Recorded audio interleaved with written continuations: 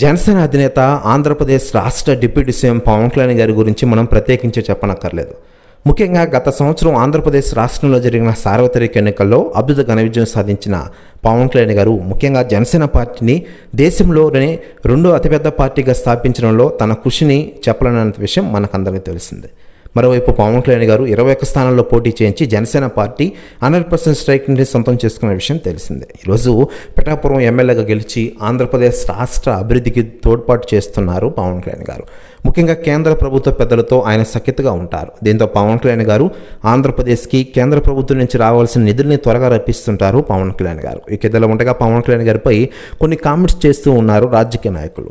దానిలో UP CM Yogi Adityanath గారు తాజాగా స్పందించారట పవన్ కళ్యాణ్ గారి గురించి. ఆయన మాట్లాడుతూ ప్రస్తుతం ఆంధ్రప్రదేశ్లోనే కాకుండా దేశంలోనే తిరుగులేని నాయకుడిగా పవన్ కళ్యాణ్ గారు రోజు రోజుకి ఒక్కో మెట్టు ఎక్కుతూ ఉన్నారు.